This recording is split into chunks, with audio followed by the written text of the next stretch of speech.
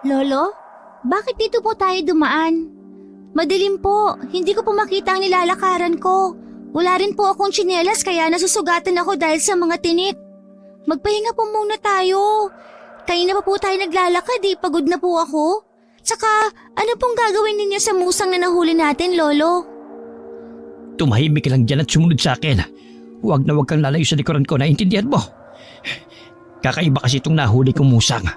Ang bala ko sana, ikukulong ko at pasisikatan ng araw.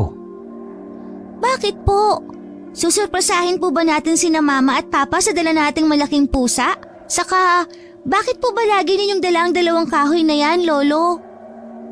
Basta, huwag ka na lamang maraming tanong. Musang ito hindi pusa. Kaya dito tayo dumaan dahil iba ang kutob ko sa katahimikan ng gabi. Nararamdaman ko sa ihip ng hanging hatid sa aking katawan na parang merong hindi magandang mangyayari. Kaya huwag kang lalayo sa tabi ko. Nagtataka lang po kasi ako, Lolo, sa mga kinikilos ninyo. Bakit po ba kailangan nating magtago? Narayan lang po ang bahay natin, no? Umalis na po tayo dito sa damuhan. Makati na po kasi at nakakahiwa ng balat. Diyos ko namang bata ito, hindi masabihan. Aswang ang iniiwasan natin. Ang musang na hawak ko, hindi pangkaraniwang pusa, kundi isang mapanganib na aswang. Kumakain sila ng karne ng tao. Kapag lumaki ka na at nasa tamang edad ka na, ituturo ko sa iyo ang paraan sa pakikipaglaban. Ipapamana ko rin sa iyo itong yentok ko, pero hindi pa sa ngayon. Ang bahay natin, Lolo, nasusunog! Nandun po sina Mama at Papa. Tulungan po natin sila. Tsaka, bakit ang dami pong musang na nakapalibot sa labas ng bahay natin? Diyos ko po, ang anak ko. Mga hayop sila. Sinunog nila ang bahay ng mga magulang mo, apo ko. Sino po kaya ang lalaki na nakatayo sa harapan ng bahay natin na nasusunog, Lolo? May taklab ang katawan niya ng itim na tela na para po siyang si kamatayan. At para natutuwa po siya sa unti-unting nilalaman na apoy ang bahay natin. Palagay ko, siya ang pinuno ng mga aswang. Bala kasi nilang ubusin ang mga tao sa lugar na ito. Kailangan na nating lisanin ang lugar na ito. Wala na tayong magagawa. Wala na ang mga magulang mo. Bakit po pinatay nilang Mama at Papa ko? Wala naman silang kasalanan, Lolo Hala! Nakita po nila tayo! Nakatingin po sa gawin natin! Diyos ko po, naamoy nila tayo. Takbo, Clarissa! Takbo! Lolo! Hinahabol nila tayo! Madilim po! Hindi ko po makita ang daan! Huwag mo munang intindihin yan. Ang mahalaga ay makaalis tayo rito. Bilisan mo, takbo. Kapag naabutan nila tayo, hindi nila tayo bubuhayin. Dali! Malapit na po sila! Dito ka muna magtago sa malaking punong ito sa may ugat. Kahit na anong mangyari, huwag na huwag kang lalabas. Saan po kayo pupunta, Lolo? Natatakot po ako! Huwag nang matigas ang ulo. Gawin mo na lang ang sinasabi ko. Lakasan mo ang loob mo, apo ko. Kapag nakaligtas ka, sikapin mong lumayo sa lugar na ito at bigyan mo ng hustisya ang pagkamatay ng mga magulang mo. Pero sa ngayon, kailangan mong iligtas ang iyong buhay. Nakikiusap ako. Hindi po kita iiwan, Lolo!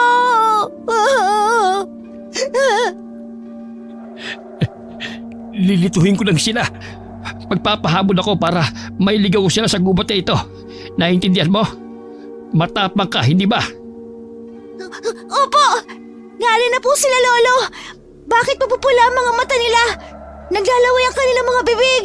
Tsaka, ang tenga nila nakatiklop katulad ng kanilang mga buntot! Huli na para maitago ni Lolo Crisanto ang apo. Dahil sa paglingon nito, ay nakatayo na sa kanilang harapan ang mga galit na dambuhalang mga musang. Sa unahan nito ay ang isang matangkad na lalaki na parang isang anino. Layuan mo kami ng apo ko! Pinatay niyo ang anak ko! Magbabayad kayo sa ginawa niyo! Lolo, marami po sila at panayang singa ng usok sa mga ilong nila. Diyak lang sa ugat kapag sinabi kong takbo! Tumakbo ka! Hinugot ni Lolo Crisanto ang dalawang yantok sa likuran nito. saka itinutok sa mga musang na handang sumugod sa kanila. Tinamaan ng liwanag ng buwan ang nakausling talim sa dulo ng arnis. Ang yantok ni Lolo Crisanto ay mayroong agimat na kapag tumama sa katawan ng tao ay nagiging isang latigo kung humagupit. Sumusugat ng malalim at hindi madaling gumaling. Bumabaliktad ang tamaan nito at hindi na nakakabangon. Pagbagsak sa lupa ay nakakapagtakang dumudugo ang kanilang mga bibig. Ang dating mabagal kumilos na matanda ay biglang lumiksi ang katawan. Malakas at mabilis kumilos na parang isang mandirigma. Takbo, Clarissa! Bilisan mo!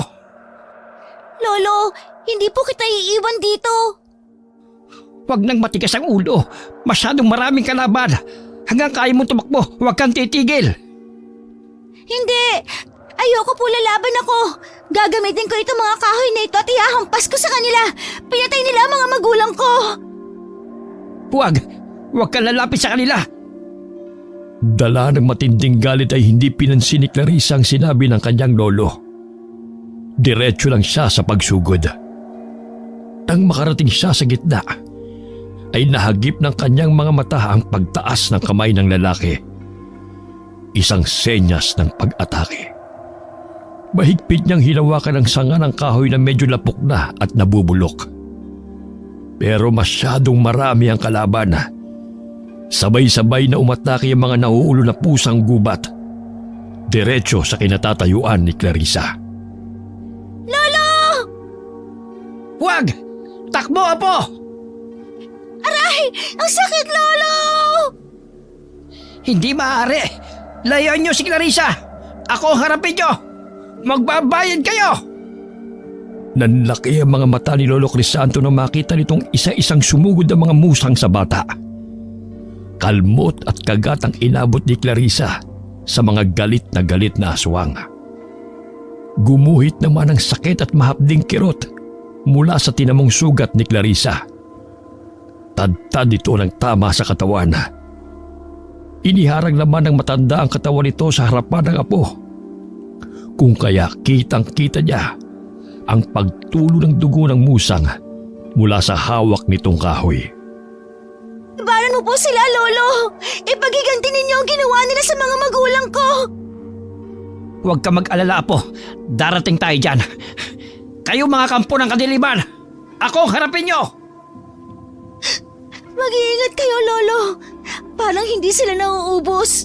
Ang lalaking yon, Lolo, siya ang labanan ninyo. Siya ang nag-uutos sa mga aswang. Siya ang sinusunod ng mga musang. Kaya mo bang tumayo? Hindi ko sila malalabanan ng sabay-sabay. Masyado silang malalakas.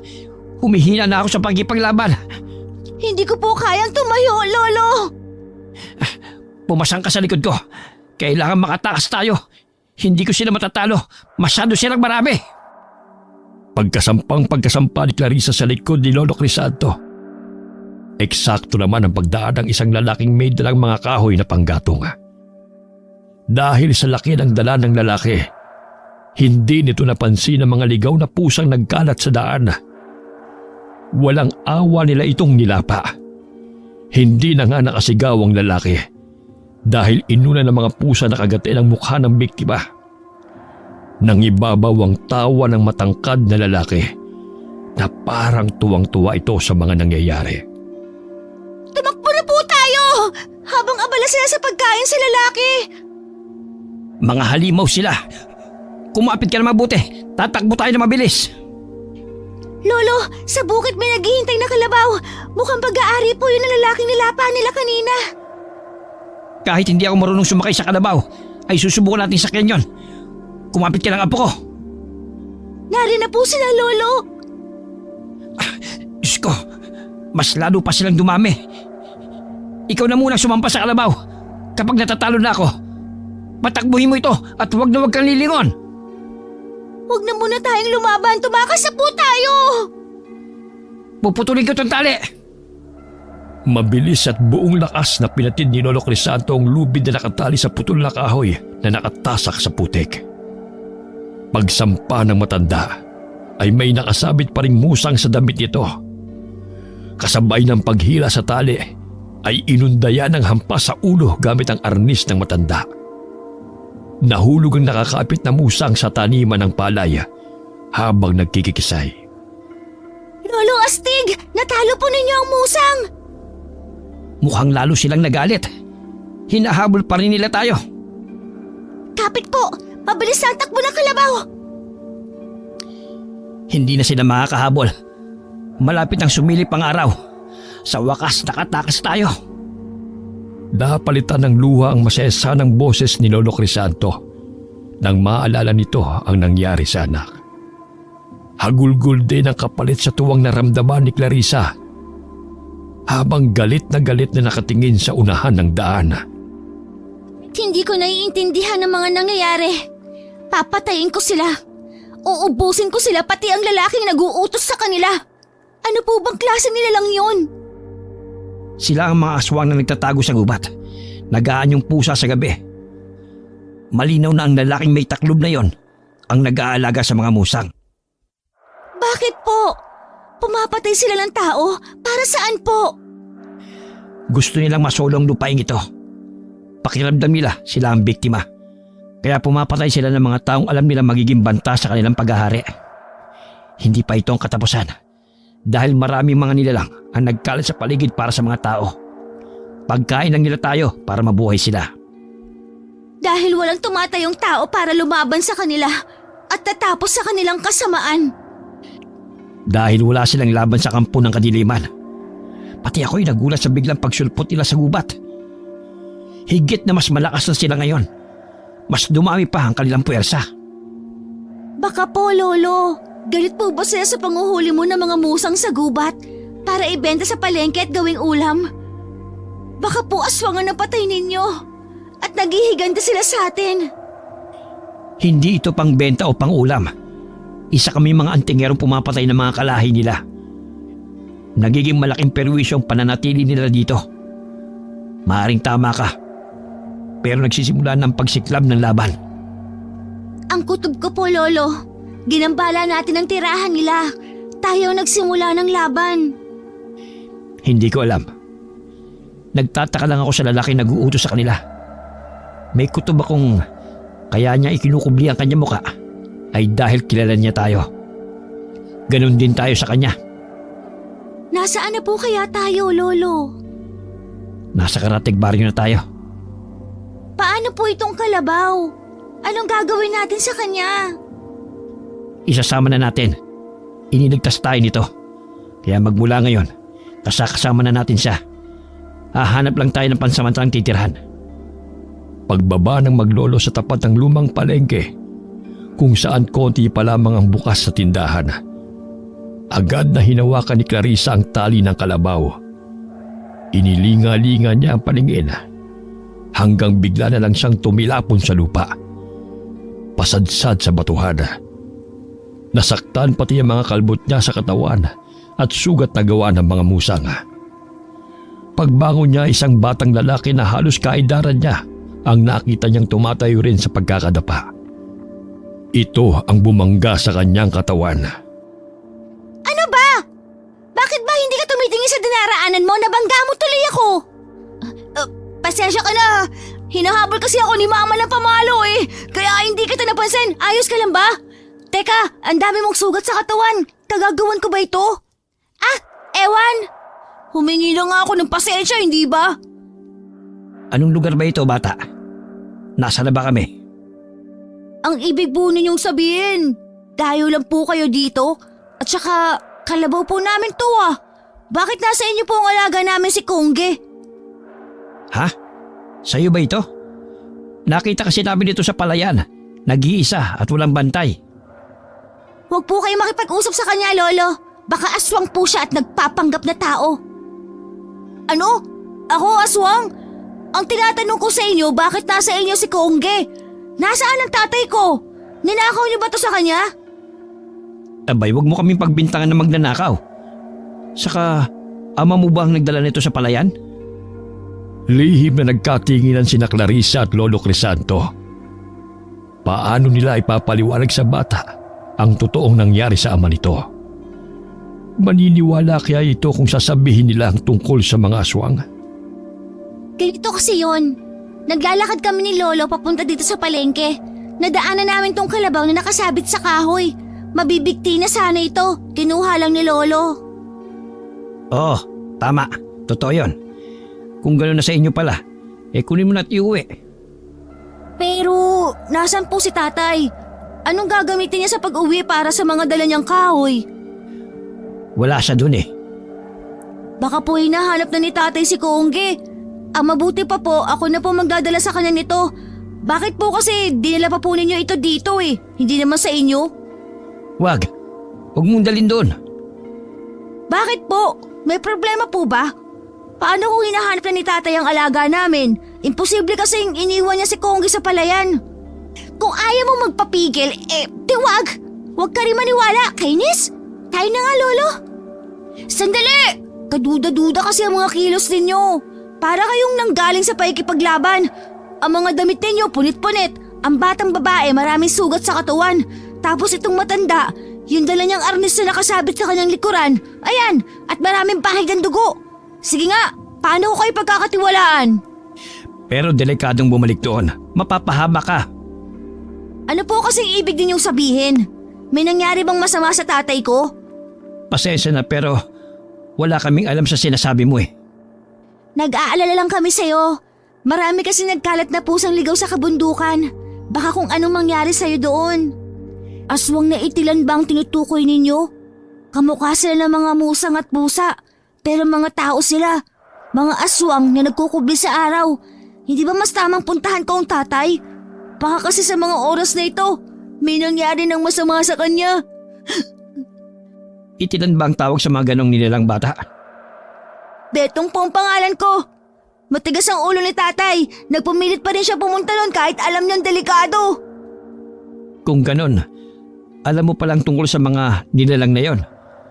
Bakit walang ginagawang aksyon ng kapitan nyo rito? Dapat irumoronda sila gabi-gabi. Wala po silang sapat na kakayahan laban sa mababangis na aswang na yon. Naguronda rin po sila pero hindi sila nagpupunta sa gitnang kagubatan. Hanggang dito pala nakakaabot na sila ng pangbibiktima. Apektado na po ang aming hanap buhay dahil natatakot na po ang iba na umakyat ng bundok. Kaya nakikiusap po ako, puntahan natin ang tatay sa lugar kung saan ninyo nakita si Kongge. Pero kaya kami naririto ay tumakas din kami sa kanila. Pinatay ng mga hayop na yun ang mga magulang ni Clarissa. Masyado silang marami at wala akong laban sa kanila. Matanda na ako't mahina na rin. Huwag ka na umiyak. Kung hindi ako nagkakamali, siya yung nakita namin ni Lolo na pinagtulong-tulungan ng mga musang sa gubat na yon. Hindi! Hindi totoo yan! Baka kayong nanakit sa kanya dahil ninakaw ninyo ang kalabaw namin para iligtas niyo ang mga sarili niyo! Wala kaming ninanakaw. Maniwala ka. Nakahanda kaming tumulong pero sugatan na rin ang apo ko. Inatake kami ng mga aswang. Ano bang kaguluhan ito? Kapitan! Ito pong dalawang dayo na to! Nakita ko po kasi nasa kanila ang aming alagang kalabaw. Wala na si tatay. Sinasabi nilang pinatay na raw ng mga aswang na itilan. Kapitan, magpapaliwanag po kami. Galing po kami ng apo ko sa kabilang baryo. Nakita po namin itong kalabaw. Kaya sinakyan namin pero hindi po namin ito kagustuhang dalhin dito. Nagipit lang po kami ng pagkakataon. Nakasagupa po kasi namin ng mga musang. Itilan po palang tawag nyo rito. Hindi kami naniniwala, tanda. Nanggaling kami ng kagubatan kanina. Pero wala kami nakitang bakas ng itilan na sinasabi ninyo.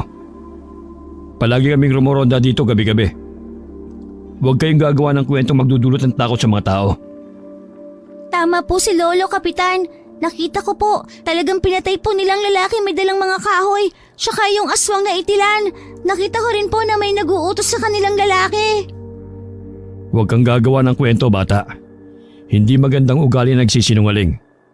Ang mabuti pa, sumama kayo sa aking tanggapan.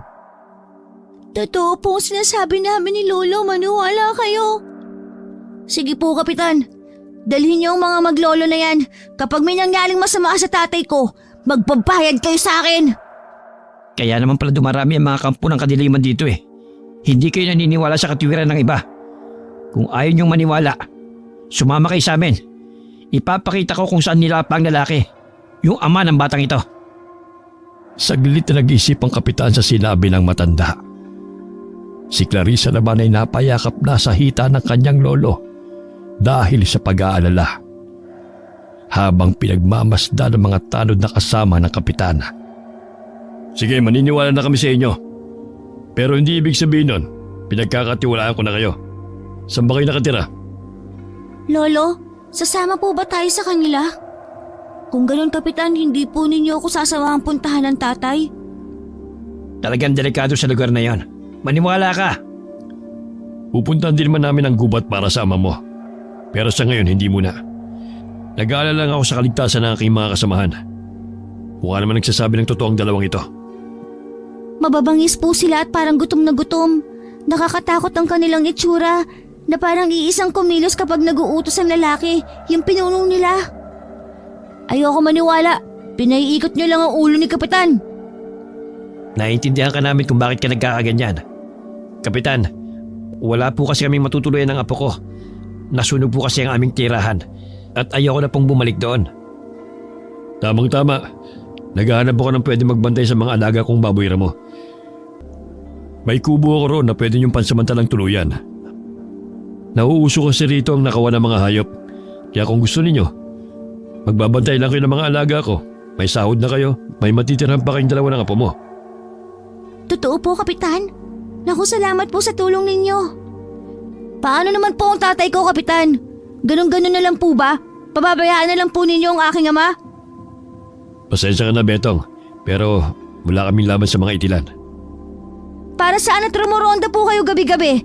Pagkatapos ay nakakatanggap kayo ng bayad sa inyong nasasakupan. Ganyang serbisyo ang pinapakita ninyo.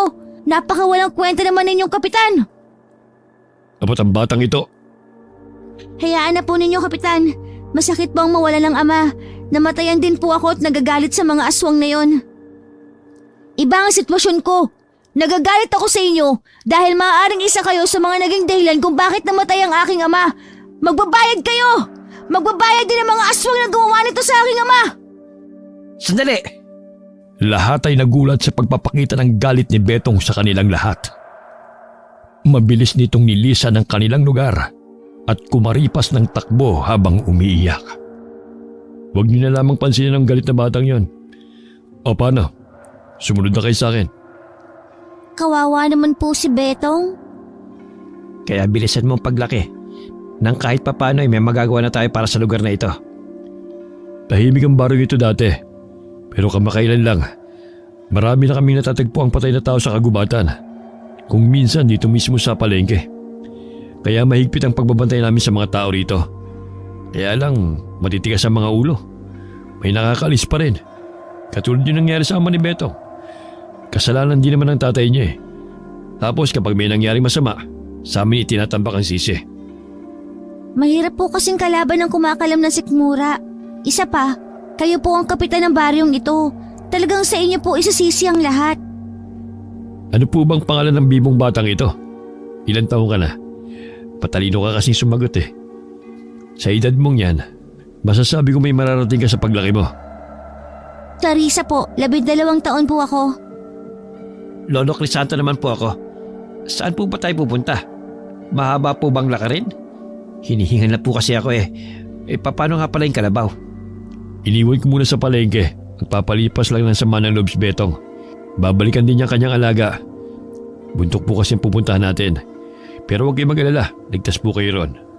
Ligtas po bang nararyan ng mga itilan? Nakaharang sa daraanan natin? Diyos ko po. Totoo nga. Nakabang na sa atin at mga nakaupo habang hinihintay tayo. Apo ko, dito ka lang sa likod ko. Mukhang nasundan kayo, Lolo Crisanto. Lolo! Nakakatakot po ang kanilang mga mata! Tumabi kayo! Mga hayop sila! Pinatay nila ang tatay ko!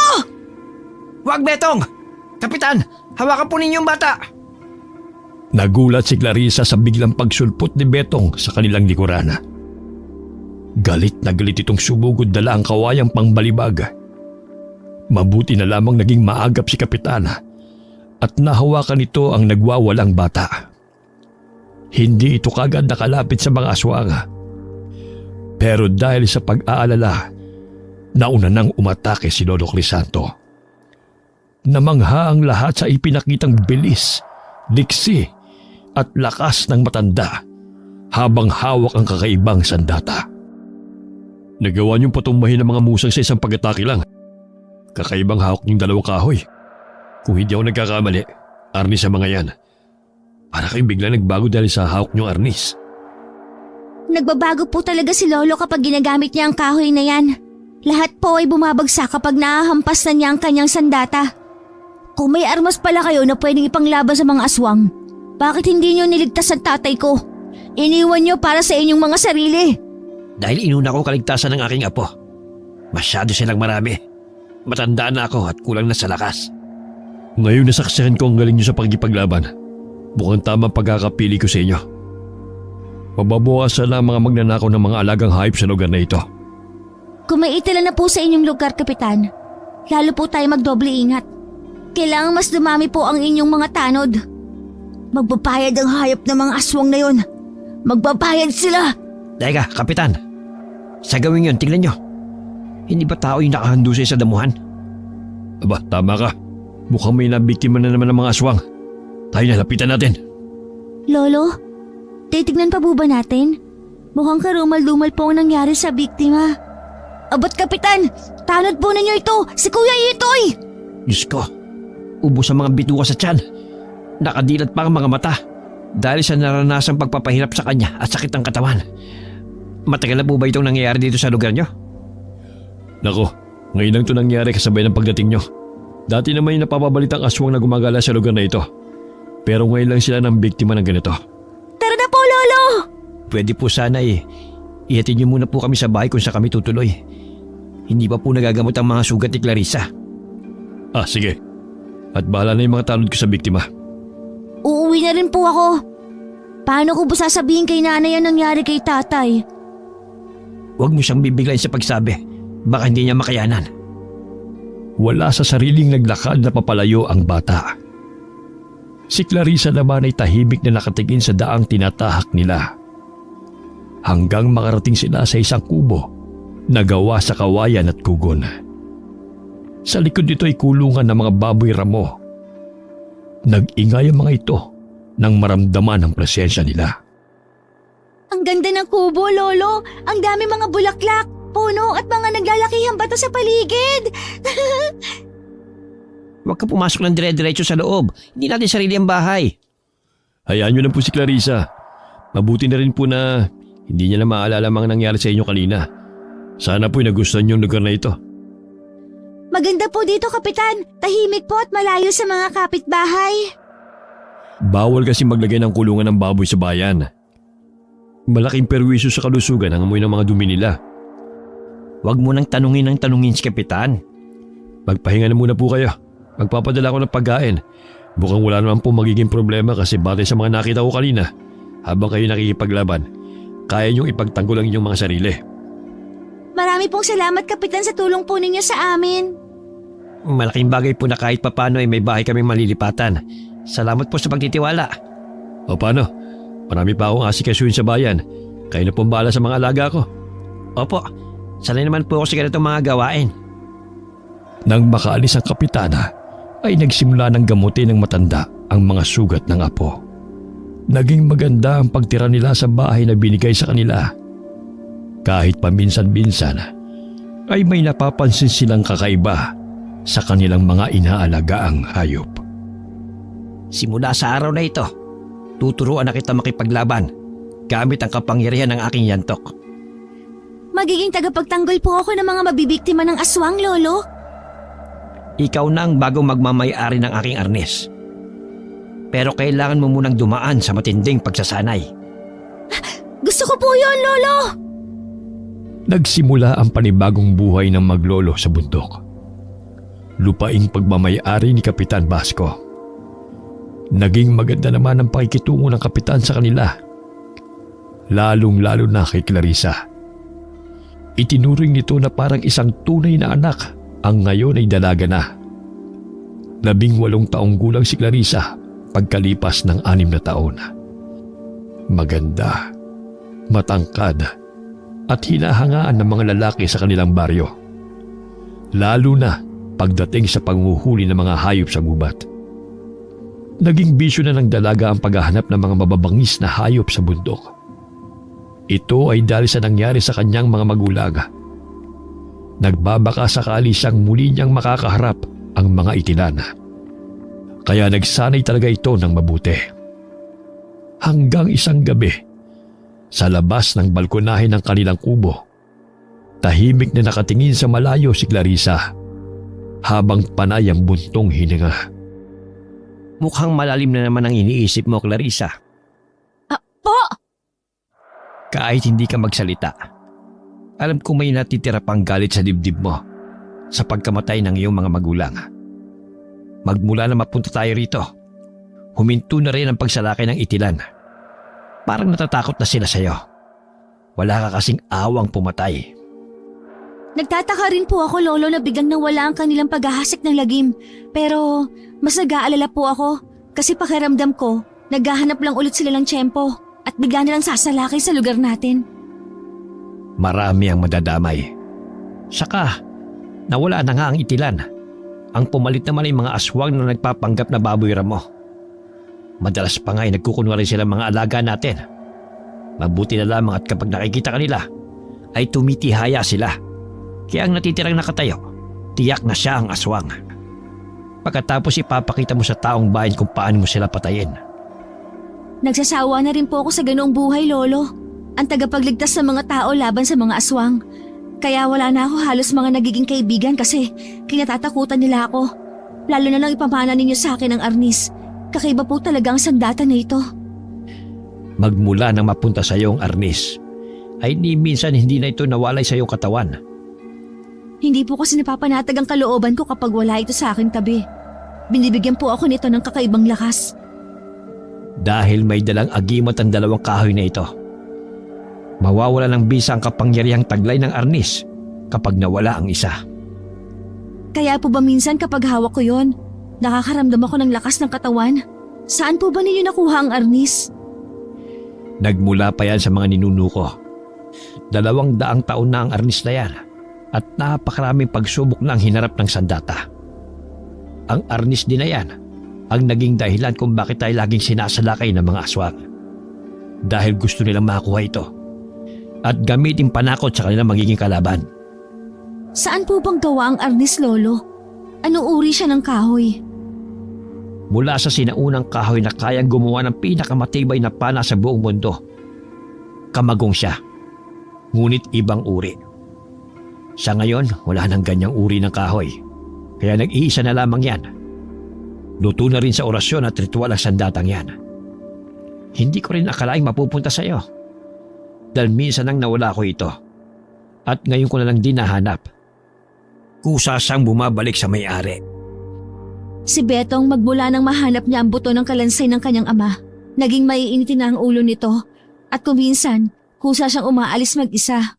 Para sa paghahanap ng katarungan sa nangyari dito. Kaibigan ko po siya. At natatakot akong baka mabiktima rin siya ng aswang. Namatay rin ang kanyang ina matapos malaman nito ang pagkamatay ng asawa. Lolo, tingnan niyo! Sa puno katapat ng pintong kinaroroonan natin. Diyos ko, ang pinuno ng itilan. Bumalik sila at nahanap nila tayo. Papatayin ko siya, Lolo! Huwag ka munang sumugod. Hindi pupunta ang hayop na yan nang walang kasama. Mukhang masama ito. Natuntunan niya ang kinaroroonan natin. Ano bang kinukuha nila sa atin, Lolo? Ikaw mismong sadya nila, Apo. Gusto ka nilang patayin at makuha ang arnis. Mag-iingat ka. Bakit po gusto nila akong patayin? Gagawin ka nilang halimbawa sa mga kalahi nila. Kagaya na nangyari sa iyong ina. Ang totoo, marami ka pang hindi nalalaman tungkol sa mga magulang mo. Dati sila mga hunter o manunugis na mga aswang.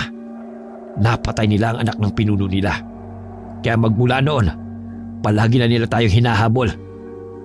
Ngayon bumalik na sila ng mas higit na marami kesa noon. Tama kayo, Lolo. Marami nga sila at parang nadadagdagan ang kanilang mga alagad. Hindi malaman ni Clarissa kung lalabanan ba niya ang mga aswang. Nakaramdam siya ng pag-aalala sa kaligtasan ng kanyang lolo. Ito ang unang pagkakataong lalaban siya ng harapan kasama ang matanda. Huwag kang mag-alala. Hindi ako magiging pabigat sa'yo. Lalabanan natin sila. Kunin po ninyo ang itak sa likod ng pinto. May mga dumaan sa likod ng bahay natin. Kabilaan tayo. Huwag mong aalisin ang tingin sa pinuno nila. Lolo, sa harapan mo! Magkasabay na inatake ang maglolo ng mga pusang ligaw. Higit na malakas at mabagsik kumpara dati. Nakarinig din sila ng pag-aalulong ng mga asong gubat na lalong nagpatindi sa sumisiklab na labanan. Masama ito. Kailangan natin makatakas dito at humingi ng tulong kay Kapitan. Paano? Napapalibutan na nila tayo. Lahat sila galit na galit sa atin. Bakit kaya hindi pa sila sumusugod? Hinihintay nila ang utos ng lalaking yon. Siya ang pupuntiryahin ko, Lolo. Lintik lang ang walang ganti sa mga ginawa nila sa magulang ko.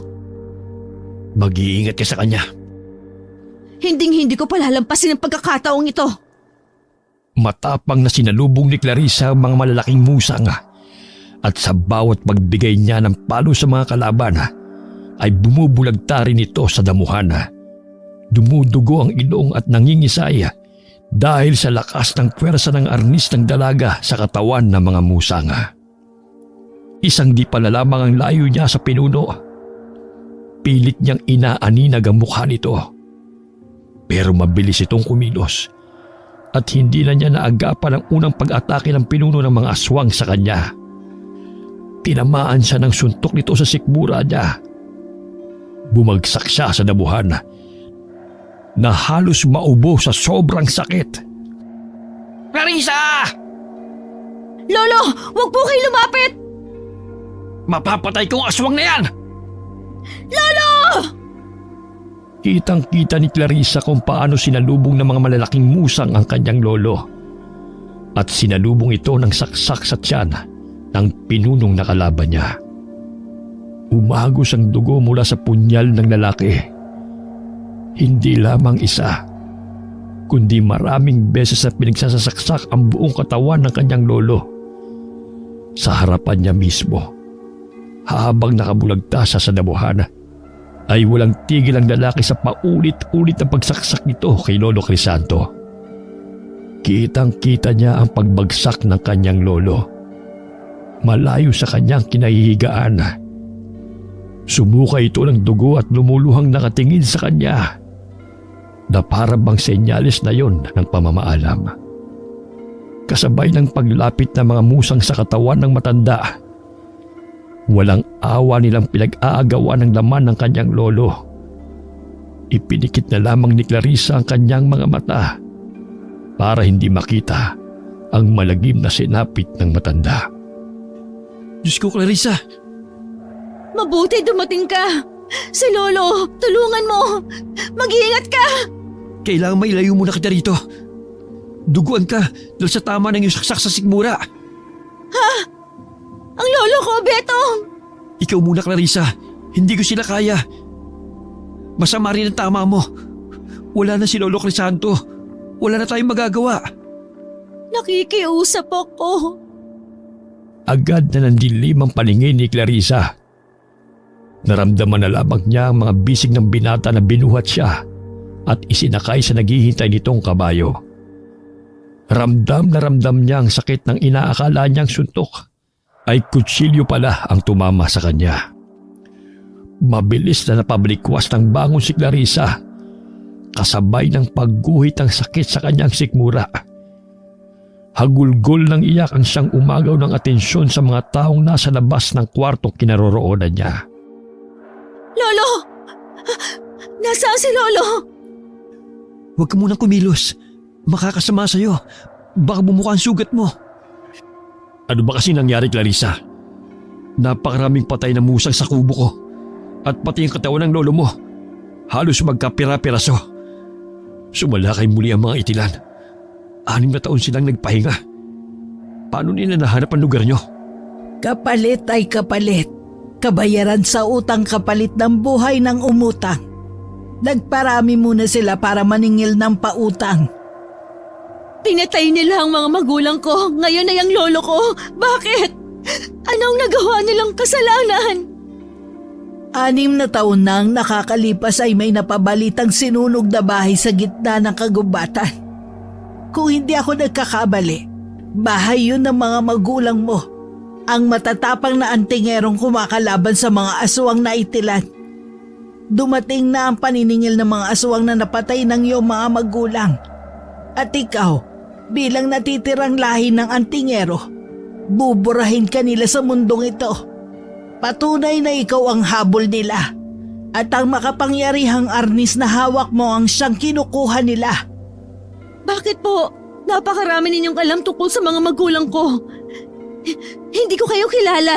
Isa pa, hindi ko naiintindihan ang mga sinasabi ninyo. Lola ko siya. Isang albularya at matalik na kaibigan ni Lolo Crisanto. Malaki may tutulong niya sa problema mo. Tutulungan kitang lumaban sa kanila. Pero masyadong mahina si Clarissa para lumaban. Tignan mo nangyari sa kanya. Kung hindi naging maaga ang pagdating mo, maaaring napatay na rin siya ng mga aswang. Mabuti na lang at naramdaman ko sa paligid ng malakas na enerhiyang sumama sa simoy ng hangin. Kapag nag-iba ang ihip ng hangin, palatandaan yon ng panganib. Ganyan din ang sinabi sa akin ni Lolo nang bago kami salakayin noon. Pero binaliwala ko lang dahil masyado pa akong bata. Nang sinabi ni Lola ang tungkol sa mga pagbabago na gaganap sa simoy ng hangin, si Clarissa po kagad ang naisip ko. Pero nahuli ako ng dating. Patay na si Lolo Crisanto. Nasaan ang arnis? Sa pagmamadali ko po hindi ko nadala.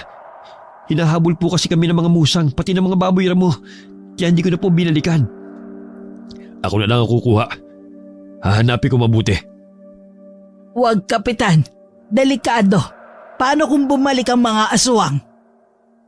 Ang sabi ng Lolo, ang tunay lang daw na nagmamay-ari ng arnis ang makakahanap sa sandata. Babalik po ako doon. Nasisiraan ka na ba ng ulo? Sa kalagayan mong yan, hahayaan ka namin pumunta ron? Magpagaling ka muna bago ka lumaban. Tama si Betong. Kailangan mo muna mag-ipon ng lakas. Tutulungan kita. Katulad mo ipaghihiganti ko rin ang pagkamatay ng aking anak. Sa dami ng gustong tumulong kay Clarissa, ay saka naman binalot ng pag-aalala ang dibdib ng dalaga. Lalo na nang dumating ang isang tanod ni Kapitan Basco para ihatid ang masamang balita sa totoong nangyari sa 2 tanod na kasamang nagronda kagabi. Natagpuan daw ang 2 tanod na wakwak ang tiyan at nawawala ang mga laman loob, pati na rin ang mga ulo ng biktima. Ayon daw sa nakakita sa mga nangyari, ay tinangka rin daw habulin ng mga malalaking musang. Hanggang ngayon ay pinaghahanap na rin ang mga saksi. Diyos ko! Ngayon pang marami na sa atin ang mga nawawala, Lola. Magdoble ingat po tayo. At wala man lang akong alam kung paano lalabanan ng mga aswang. Si Lola, may konti siyang nalalaman tungkol sa mga agimat na pwedeng panglaban sa mga aswang. At isang araw doon, ang arnis mo. Alis na muna ako. Mukhang nagkakagulo sa aking tanggapan na sa man nangyari kagabi. Sige, Kapitan. Maraming salamat sa tulong. Ano na po ang gagawin natin, Lola? Sa ngayon, magpagaling ka muna. Mabuti na at mababaw lang ang mga sugat mo. Dahil kung hindi, maaaring pinaglalamaya ka na rin. Kailangan mahanap mo ang iyong arnis. Ito lamang ang mabisang panlaban sa mga aswang. Nakaharap ko na ang lalaking nag-uutos sa mga aswang. May kakaiba rin siyang tinataglay na lakas. Parang naramdaman ko ang puwersang yun sa layo ng itinalsik ng katawan ko. Akala ko sinuntok lang niya ako, pero kutsilyo na pala ang tumama sa sikmura ko. Ganon siya kabilis umatake. Ang ipinagtataka ko lang, matapos mapatay si Lolo, ay hinayaan pa nila akong mabuhay. Hindi, Clarissa. Dahil lang yung sa maaga kong pagdating, dala ang mga asin. Lahat sila'y natakot at sumunod sa pag-alis ang pinuno nila. Para lang sila naghamon ng laban. Ipinakita sa iyo ang kakayahan nila at kung anong kaya nilang gawin sa iyo. Dahil hindi nila matanggap na ganun-ganun ka lang mamamatay.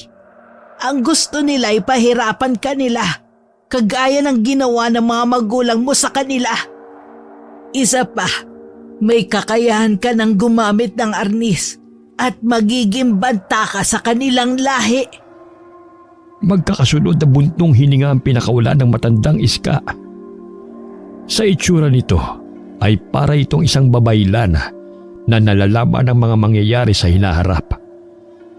Lalo lamang nang ibabaw ang lungkot sa mukha ng dalaga sa pagkawala ng kanyang lolo Crisanto. Ikinalulungkot ko nangyari sa lolo mo. Huwag ka nang umiyak. Gawin mong inspirasyon ng sakit para lumaban ka. Gaganti tayo sa mga nilalang na yon na walang karapatang mabuhay sa lugar natin. Mga aswang na naghahari para ubusin ng mga tao. Kailangan kong bumalik doon, Betong, para mahanap ko ang aking arnis. Si Lolo, nasaan ang kanyang bangkay? Si Kapitan Basco na ang umasikaso. Pasasamahan kita kay Betong. Gamitin mo muna ang kabayo ko. Pero kapag dumugo ang mga sugat mo, umuwi ka agad dito. Kaya mo na ba? Oo, kakayanin ko. Umalis na kayo para makabalik kayo dito bago dumilim. Hahanapin ko na rin ang punyal na pwedeng makatulong laban sa mga aswang. Ikaw, Betong, kahit ano mangyari, wag na wag kang makakalimot na maglagay ng kutsilyo sa likuran mo bilang reserba. Ang mga malalaking musang ay mag-aanyong tao sa umaga at hayop sa gabi. Bukod tanging ang pinakapinuno lang nila ang mahirap na mahuli. Tatayo na sana si Clarissa nang may dumating na isa pang tanod. Huwag daw munang umalis si Clarissa dahil ito raw ang pinagbibintangan ng taong bayan na may dala ng kamalasan, patayan at aswang sa kanilang baryo. Bakit ganun, Lola? Dati nakakatulong sa kanila si Clarissa. Tapos ngayon, pinagbabantalan nila ang buhay niya? Tama naman sila. Wala akong silbi. Magmula lang mapadpad kami rito, sunod-sunod na ang kamalasan sa lugar ninyo. Nagkakamali ka. Dati nang may nangyayaring ganito sa lugar na ito. At kayo lang ng lolo mo ang malakas ang loob na lumaban sa mga aswang. Tama si Lola Clarissa. Huwag mo silang intindihin. Mas maraming nawala sa'yo. Sige na, kailangan maunahan ninyo ang kampo ng kadiliman sa paghahanap ng arnis. Dalhin ninyo ang mga punyal na ito. Gawa sa sinaunang bato na may kakayahang sumugat ng katawan ng aswang. Balutin mo maigi ang sugat mo nang hindi maamoy ng mga nilalang na humahabol sa inyo. Salamat po sa tulong ninyo, Lola. Kailangan na po namin umalis, Lola. Kahit masakit pa ang sugat ni Clarissa, pinilit nitong sumampa sa likod ng kabayo habang tahimik na umiiyak. Ito'y dahil hindi na niya makikita ang lolo niya. Ang natira na labang ay ang alaalang paulit-ulit na bumabalik sa kanyang isipan kung ano ang sinapit ng matanda sa kamay ng mga kalaban. Tatagan mong loob mo. Ganyan din ang naramdaman ko nung mawala si tatay sa akin at ang nanay ko. Halos lamunin ako ng galit sa mga nangyari. Hanggang pati sa'yo at kay lolo, sumama ang loob ko. Nakita ko kung paano nila pinagluray-luray ang katawan ng lolo ko. Kaya halos hindi ako makahinga sa tindi ng galit ko. Pero wala akong magawa. Tapos sa mapapala ko lang sa mga taong natulungan ko ay ang ibintang ang kasalanang ang aswang ang may dahilan. Maraming tao sa bahay niyo. Teka, si Kapitan at mga tanod niya, para may hinahanap sila sa damuhan. Siguro pinapahanap ng matanda ang arnis mo. Sa halip na bumaba, ay nagulat pa sina Clarissa at Betong sa ilang mga taong sumugod sa kanilang kinatatayuan. Galit na galit ang mga taong pinagtatabuyan sila. At sa lakas ng mga boses ng tao, ay nagtawag pa ito ng mga kasama para pagtulungan sila. Kaya walang nagawa ang dalawa kundi lumayo sa lugar na yon. Saka na lamang sila babalik para sa arnis kapag nakaalis na ang mga tao. Ano na ang gagawin natin? Mukhang may nakahanap na ng aking sandata. Kapag napasa kamay yun ng ibang tao, Tuluyan na mawawala ang pag-asa kung may pagtanggol ang ating mga kababaryo. Kahit delikado, magpapagabi tayo. Hihintayin natin makalis ang mga tao. Anong ginagawa niyo rito? Hindi ba't sabi kong huwag muna kayong pumunta rito dahil sa mga taong galit na galit sa mga nangyari? Sila ang mga taong nawala ng mga minamahal sa buhay. Hindi ka ba natatakot sa kanila? At sa maaari nilang gawin sa inyo? Wala akong ginagawang kasalanan sa kanila. Nawalan din ako ng pamilya. Pero hindi nila alam yun. Mas makakabuting umuwi muna tayo. Tama si Kapitan. Iuwi mo muna si Clarissa, Betong. Huwag mo sanang tanggihan ang pag-aalala namin sa iyo. Mas makakabuti magpagaling ka muna. Pinitik ni Betong ang tali ng kabayo. Kaya wala nang nagawa si Clarissa kundi ang sumunod sa dalawa. Habang nasa daan sila, ay panay ang lingon ni Betong sa kanilang likuran na para bang nararamdaman ito na may sumusunod sa kanilang dalawa. Pati ang kanilang sinasakyang kabayo ay walang tigil sa paghalinghing na para bang nararamdaman ito na may nakaambang panganib sa kanilang dalawa. Mukhang may sumusunod sa atin, Betong. Hindi kaya si Kapitan Basco? Nako, sa paligay ko hindi. Kilala ng kabayo ko si Kapitan. Kung ganon, may sumusunod na pangalib sa ating dalawa. Kanina ko pa nga nararamdaman eh. Hiya! Kumapit ka lang sa likuran ko, Clarissa. Patatakbuhin ko na mabilis ang kabayo ko. Hiya! Diyos ko, mga asong gubot pa lang humahabol sa atin. Hiya! Kumapit ka lang! Tisin mo muna ang sakit ng sugat mo. Hiya! Huwag mo akong alalahanin. Kahit araw pala ay sumusugod ang mga nilalang na yan sa mga tao. Hindi sila mga aswang na katulad ng mga pusa. Naamoy lang nila ang sariwang dugo ng katawan mo. Mabangong-mabango yan sa kanila.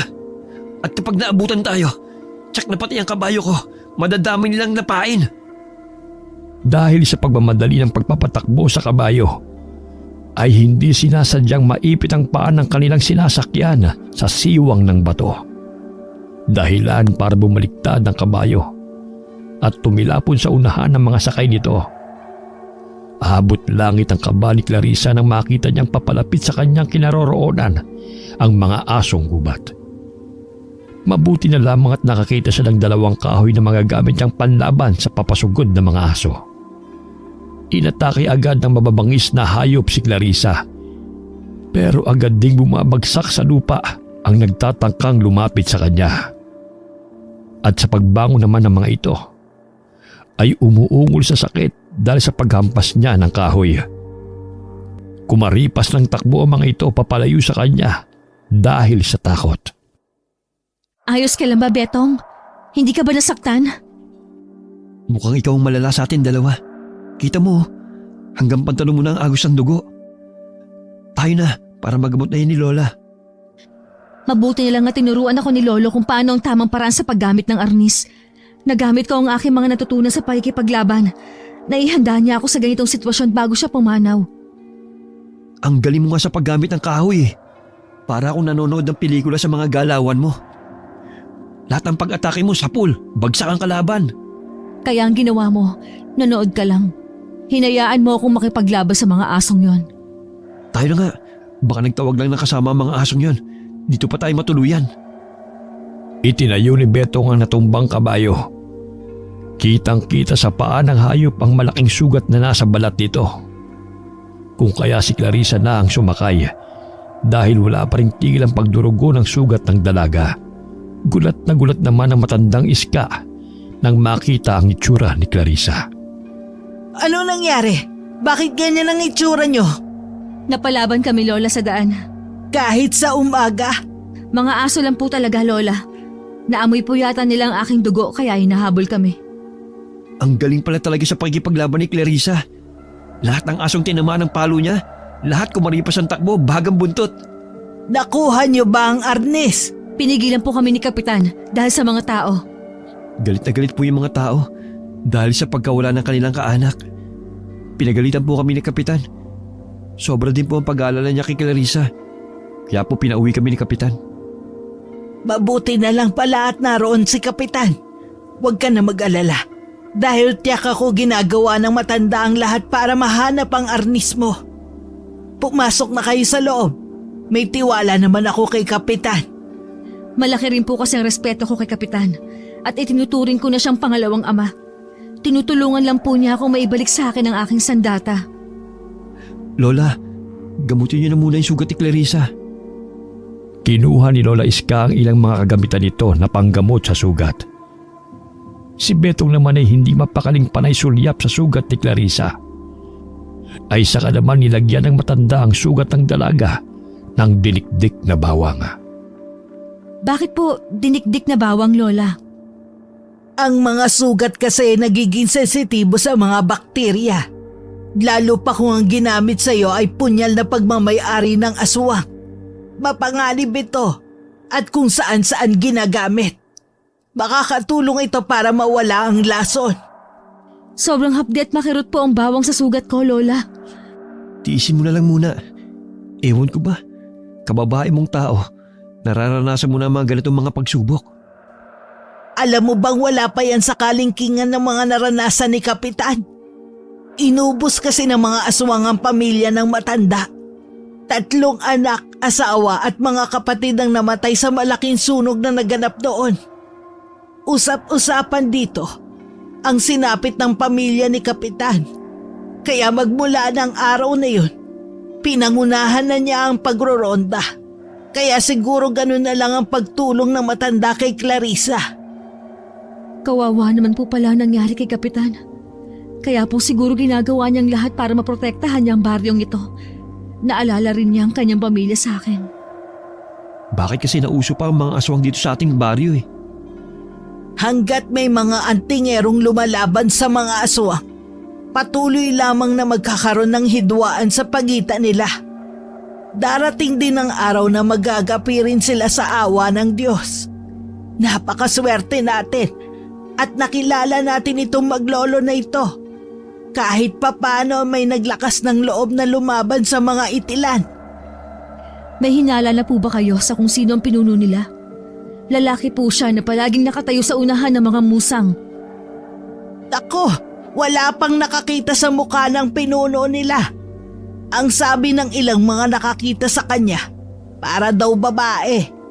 Meron naman ang sabi ay lalaki. Kahit ano pa ang sabihin nila, wala pa rin karapatan ng nilalang na ito na paglaruan ng buhay ng tao. Tao po. Lola Iska. Nakarating na ba ang dalawa? Ay oo, naririto nga at ginamot ko ang sugat. Sinugod daw sila ng mga asong gubat kanina. Kumusta? Hindi ka ba nasaktan? Hindi naman po. Nagawa ko pa rin makipaglaban sa kanila. Kumusta po ang paghahanap ninyo sa Arnis? Pasensya ka na ha. Pero kung saan sana namin hinanap, hindi namin nasumpungan. Hindi po kaya nakuha na ng pinuno ng mga aswang? Pwede nga na mangyari yun. Gagamitin nila ito sa masama. O di kaya mismo sa'yo. Kung ganun, dapat mag-ingat tayo. Kung totoong nasa kanila lang ang Arnis, nasa panganib ang mga buhay natin. Maraming paraan para labanan sila. Katulad ng bawang, asin, at buntot pagi. Takot sila sa mga bagay na nabanggit ko. Maliban sa pinuno nila, ang alam ko'y pangkaraniwang tao lang ang kalaban natin. Nag-alaga lang siya ng mga aswang na nagkatawang musang lang. Kung ganun, Lola, kilala niyo kung sinong pinuno nila? Wala pa akong ideya. Paano makikilala ang pinuno nila sa tuwing nagpapakita yon? Balot na balot ng tela ang katawan. Mata lang ang labas. Sa gabi pa halos nagpapakita. Pagkatapos nga pala ng gabing ito, napagkasunduan namin mga tanod na mas palawigin pa namin ang pagbabantay sa gabi. Marami na nabibiktima ng mga perwisyo mga aswang na yan. At tungkol naman sa mga taong galit kay Clarissa, napaliwanagan ko na sila kanina. At sumang-ayon sila na humingi ng tulong para pangunahan ang pagroronda. Babae po si Clarissa. Parang ang halay naman kung sasama sa atin puro mga lalaki tayo. Anong masama roon? Kasama ka naman. Sakaday pa kayo ni Clarissa kung makipaglaban sa mga aswang. Tama siya, Betong. Isa pa, dalawa naman tayo poprotekta sa kanya. Kabisado na kasi niya ang pasikot-sikot sa bundok. Tatapusin na natin ang laban na ito. Aalis na po ba kayo? Oo, bilisan mong magpagaling para makasama ka sa pagroronda sa ikalawang araw. Kailangan ko na rin umalis dahil inaasikaso ko yung buro ng mga kasamaan ko napatay ng mga musang kagabi. Talagang dapat pigilan ang pagkakalat nila ng lagim. Bago yon, kailangan mo nang inumin tong inihanda akong mga halamang gamot. Betong, ikaw na munang bahala kay Clarissa ha? Lola, nandiyan pa ba sa inyo yung pang-ipit ng tubo? Naririto pa. Bakit ba? May pagagamitan lang ako. Para saan po ang dala ninyong 2 bilog na semento? Ito ba? Maganda kasi itong panakot sa mga kamay na mahuhuli kong magnanakaw. Nang magtanda at hindi na umulit. Tango lamang ang itilog ko ni Clarissa sa sinabing yon ng kapitana.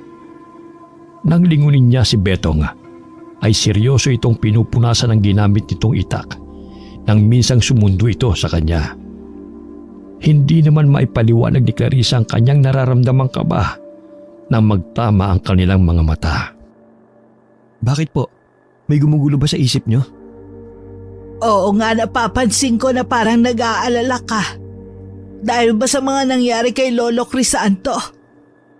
Bigla po akong kinabahan nang makita ang dala ni Kapitan. Matagal na po ba ninyong kakilala ang punong barangay natin? 10 taon ko na siyang kakilala. Maayos naman ang kanyang pamamalakad. Sa katunayan, wala nang nangahas na palitan si Kapitan sa baryong ito. Bakit mo nga pala naitanong? Wala po. Sumagi lang sa aking isip. Para po kasing may nagbago sa kanyang ikinikilos. Baka nalulungkot lang dahil nalagasan na naman siya ng mga tauhan. Itinuturo niya kasing kapamilya yung mga nasasakupan niya. Tama ka riyan. Wala akong masabi sa pamumuno niya. Wala akong maipipintas. Madalas nga nagbibigay siya ng mga tulong sa mga nangangailangan galing sa sarili niyang bulsa. Dahil sa mga nasabi ng matandang iska, ay saka lamang napanatag ang loob ni Clarissa. Ibinaling na lamang niya ang atensyon sa ibang direksyon. Sa ika-2 araw ay matyagang naghintay ang magkaibigang Clarissa at Betong sa bukana ng kagubatan. Ito ay tungkol sa napag-usapang pagroronda para sa nasabing pagbuksa sa mga aswang. Marami na ang mga tanod na naghihintay roon. Maya-maya pa ay dumating na rin si Kapitana. May dala itong mga kagamitang panlaban sa mga aswang. Yan lang po bang dala ninyo? Tsaka bakit hindi po kayo nagdala ng bawang? Tama na itong mga kagamitang ito. Mahirap kasing kumilos kapag maraming dala Sapat na ito. Saka naniniwala ako kapag nakita nilang matapang tayo humaharap sa kanila, matatakot silang kalabanin tayo. Mukhang malayo na po tayo sa karamihan, Kapitan. Naliligaw na po yata tayo. Medyo madilim dito at malamig. Meron din mga naglalaki ang puno ng talisay sa lugar na ito at Hindi tayo naliligaw. Sadyang dito tayo dinala ng mga paa natin. Po, bakit itinututok ninyo sa akin ang punyal na hawak ninyo? Pamilyar sa akin ang kutsilong yan. Ginamit ito ng pinuno ng aswang na ipinangsaksak sa akin. siya ang pinuno ng aswang, Clarissa. Niloko niya tayo. Pero paano nangyari to? Matagal na panahon naghintay ako ng pagkakataon para mapatay ko rin ang huling lahi ng mga antingerong may hawak ng agimot ng kahoy. Pero hindi tamang wawakasan ko ang buhay mo ng ganun-ganun lang. Ikaw ang pumatay sa mga magulang ko, sa lolo at ama ni Betong. Ang kapal na mukha ninyo. Bakit? Bakit ninyo ito ginawa sa amin? Itinuring kitang pangalawa kong ama. Hindi yan epekto sa kanya. Ang mga kampo ng kadiliman, wala ng mga pakiramdam. Hindi. Meron pa. Heto sa'yo, dinikdik na bawang. Dali, Clarissa, atakihin mo ang traidor na yan! Kitang-kita ni Clarissa ang epekto ng dinikdik na bawang sa katawan ni Kapitana. Kaya ang armas niyang 2 kahoy ay naihampas niya rito ng ubod ng lakas. Ngunit sa pagbawi ng matanda, ay pinuntirya naman ito ang dating sugat ng dalaga. Pinag-aralan ko kahinaan mo. Patay ka na sana dati kasama ni Tanda. Kaya lang na kaya namang gagong ito Ako ang harapin mo! Naniwala ko mabuti kang tao. Yung palakampon ka ng mga demonyo.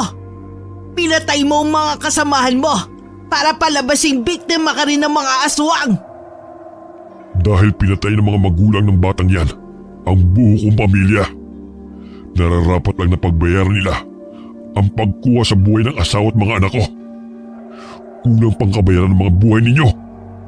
Pero bago yun, ay gagawa ko ng isang palabas. Isang pelikulang hindi makakalimutan ng mga manonood. Galit na galit si Kapitan Basco habang tinutungtungan ang likod ni Clarissa. Kaya naman hindi magawang makalapit ni Betong para tulungan ang dalaga. May minsan pang ikinukuskus ang paa nito sa likod ng babae. Pagkatapos ay inuundaya ng sipa sa mismong sugat nito. Kapag nakatakas ako dito, maniningil din ako sa buhay na inutang mo sa akin. Kung makakaligtas ka pa sa gagawin ko, tignan lang natin ang tapang mo kapag unti-unti lang dinudurog ang mga buto mo sa braso. Tumakbo na kayo, Lola! Iligtasan ninyo ang mga sarili nyo! Hindi na kayo makakatakas. Nagkalat na sa paligid ng mga tulay kong tanod. Panahon na para alisin ang mga taong humahadang sa dinaraanan ko. Hindi na ninyo mapipigilan ang aming paghahari. Hindi ka namin hahayaang magtagumpay! Tumigil ka! Kasalanan to ng pamilya mong mga antingero. Pinatay nila ang buo kong pamilya. Kayo ang unang nakialam sa pananahimik namin. At sa wakas, nakakuha ko rin ang arnis na pumatay sa mga kalahi ko. Sige mga kasama, lumabas na kayo at damputin ang mga salot na ito! Mula sa mga nagtataas ang mga punong kahoy ay nagsilabasan ng mga naglalakihang musang, aso at baboy ramo na kanyang mga inaalagaan. Laking gulat ni Clarissa nang makita ang mga baboy at iba pang mga hayop na nasa paligid nila na magpalitan ng anyo bilang tao. Masama ito. Hindi ko alam na puro mga aswang na pala ang mga nakakasalamuha natin. Pinatay na namin ang mga kaalyado ninyo. Wala nang tutulong sa inyo. Ang natira na lang ay mga kalahi ko rin na wala ng pamilya nang dahil sa inyo. Sige, hatulan nyo na yan. Ako na ang bahala sa babaeng ito. May inihanda akong sorpresa. Tiyak na magugustuhan nyo mga kasama. Huwag kayong magkakamali. Uubusin ko sa inyo mga bawang at asin na ito. Ano ko tangang pinuno? Sa tingin mo ba maapektuhan sila ng mga bawang nyo? Nasa akin na ang nag-iisang sandata na tatalo sa amin. Sa tingin mo, susugod ba kami sa inyo kung alam naming nasa inyo pa ang may agimat na arnis na ito? Hayop ka! Ibalik mo sa akin yan! Wala kang karapatang hawakan yan! Lola, tumakas na kayo. Kung walang silbi sa inyo ang bawang, sa itak ko, siguradong matotodas kayo. Sige, subukan mong sakta ng mga kasama ko. Kung hindi gigilitan ko ng leeg ang babae ito na parang isang manok. Ibaba mo ang iyong itak! Para namang natulos sa kinatatayuan si Betong nang makita nitong nakadikit ang hawak na kutsilo ni Kapitan Basco sa leeg ni Clarissa. Habang si Lola Iska naman ay hawak ng iba pang mga tanod sa magkabilang braso. Huwag mo akong alalahanin, Betong. Lumaban ka para sa buhay ninyo ni Lola. Kapag nagpatalo ka, papatayin din niya tayo. Hindi, kung mamamatay kayo at ako lang ang magliligtas, hindi bali na lang. Nagpapakabayani ang isang tao para sa kanyang kaibigan. Sige, hawakan na ang nagmamagaling na lalaking yan. Huwag ninyong hahawakan ng apo ko. Magkakamatayan muna tayo. Pabayang lintik. Bakit yung binitiwan? Matanda lang yan. Hindi kayo sasantuhin ng aking punyal. Sa sandaling masugatan kayo nito, hindi na maghihilom ang sugat mo. At ano namang katangahan yan? Sa tingin mo ba matatakot ako ng punyal mo? Nayari lang sa sinaunang bato? Sa kutsilo kong ito, hindi ka ba natatakot? Hawakan niyo muna si Clarissa at ipapakita ko sa kanilang dalawa kung paano ko lalabanan ang matandang ito. Huwag! Huwag niyong gagalawin ang lola ko! Papatayin kita! Kaya ko to, Betong. Kapag natalo ko ang lalaking ito, matatakot na ang mga kampo niya at paniguradong magtatago na ang mga hayop na yan sa kanilang mga luga. Talagang panabang ka. Habang naglalakad ng dahan-dahan si Kapitan Basco sa kinaroroonan ng matanda, nagkaroon ng pagkakataon si Clarissa na makawala sa mahigpit na pagkakahawak ng dalawang tanod. Tumayo ang dalaga mula sa pagkakadapa sa lupa at nilabanan niya ang mga tanod na humaharang sa kanyang dinaraanan. Nakawala na rin si Betong na abala na rin sa pakikipaglaban. Abala naman sa pagduduelo sina Lola Iska at Kapitan Basco sa isa't isa. Magaling din palang makipaglaban ang matanda. Pero dahil malakas at maliksi ang kapitana, isang unday ng saksak sa tagiliran ng matanda ang nagpahinto sa oras ni Clarissa at Betong. Kitang-kita ng dalawa kung paanong inulit ni Kapitan Basco ang pagsaksak sa matanda. Sumuka ng dugo si Lola Iska at wala ng buhay na bumagsak sa lupa. Lola! Walang hiya ka! Magbabayad ka!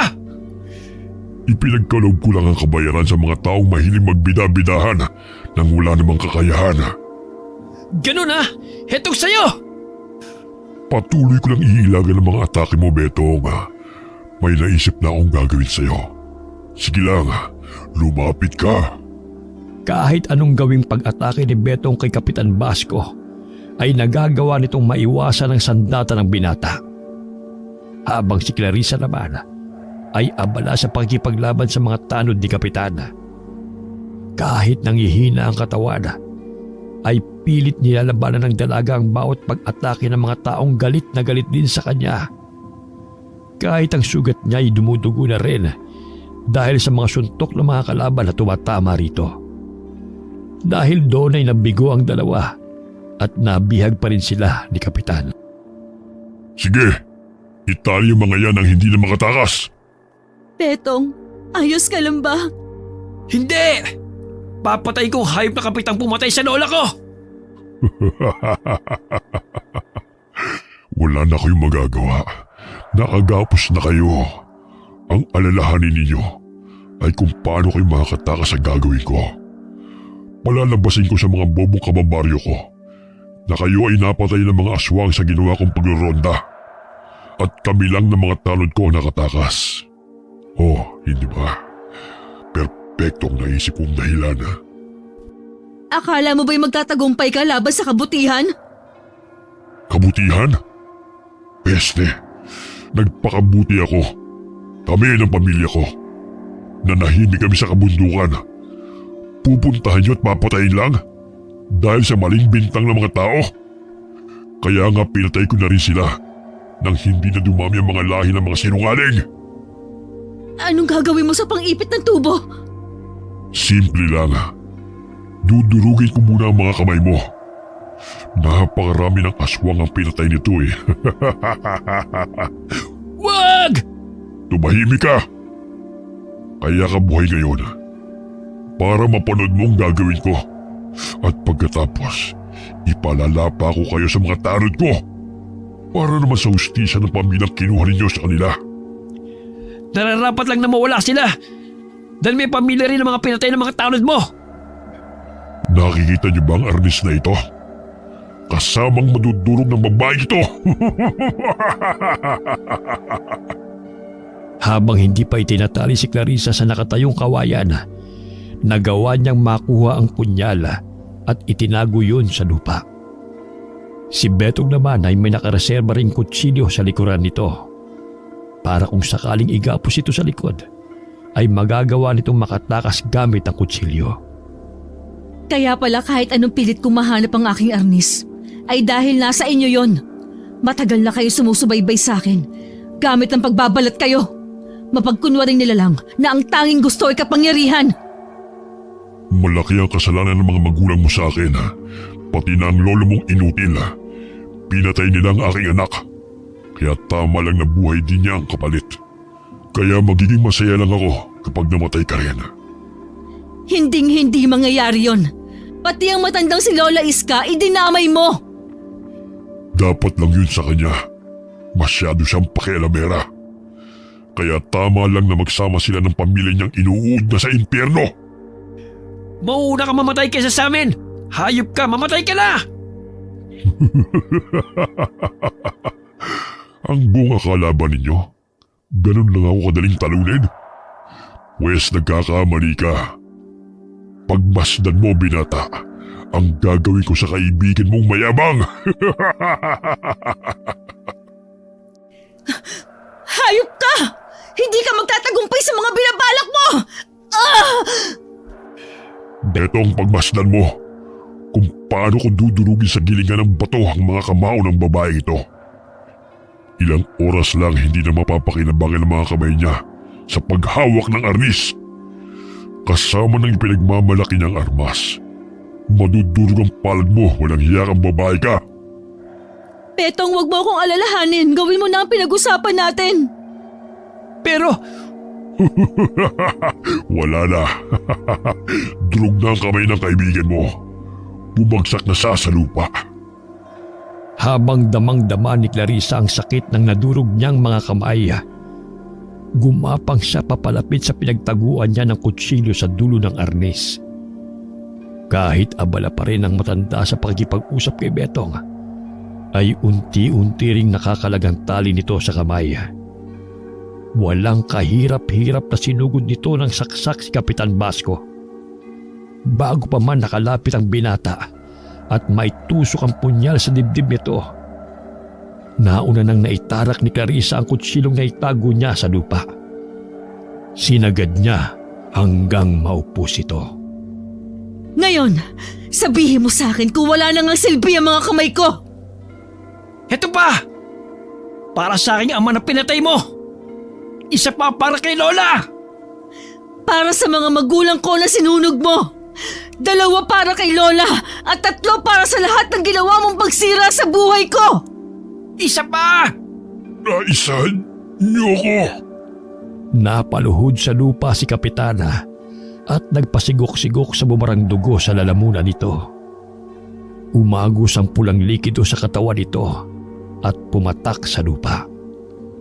Saka pinasadahan ng paggilit sa leeg nito gamit ang matalas na kutsilyong hawak ni Betong. Nanginginig naman ang mga kamay ni Clarissa dahil sa nadurog niyang mga kamao. Kasabay ng pagbagsak sa lupa ang pagtihaya ng wala ng buhay na si Kapitan Basco. Ako na ang bahala sa mga kampon ni Kapitan. Kaya mo bang hawakan ang arnis mo? May taglay na kapangyarihan ng arnis na ito na magbibigay ng lakas at liksis sa akin para labanan ng mga salot na ito. Katulad ng plano ng kapitan na ito. Palalabasin nating inatake tayo ng mga aswang at tayo lang ang nakaligtas. Panahon na para magkaroon ng katahimikan ng lugar na ito. Nang maramdaman ni Clarissa ang matigas na kahoy ng arnis, ay nagawa niyang maihawak ang nabugbog na mga kamay. Walang awa niyang pinagpapalo sa ulo, batok at likod ang mga sumugod sa kanilang mga musang na bumalik na sa dati nilang anyo. Ang iba naman ay kumaripas na ng takbo dahil sa takot. Umuwi na tayo, Betong. Natalo na natin sila. Magmula ngayon, magkasama na tayong wawalisin ang mga kampo ng kadiliman. Sa tulong ng arnis ko. Ako naman, sa pagpapatuloy ng pagiging albularyo ni Lola. Dahil sa pagkakapaslang ni Clarissa sa pinuno ng mga itinana, naglaho na parang bula ang kwento tungkol sa mga aswang. Naging bayani sa mata nila ang dalagang si Clarissa at kinatakutan ng ibang mga kawatana tulad ng mga salot ng lipunan. Takot sila sa hagupit ng palo ng mahiwagang arnis. Wakas. Lolo, bakit dito po tayo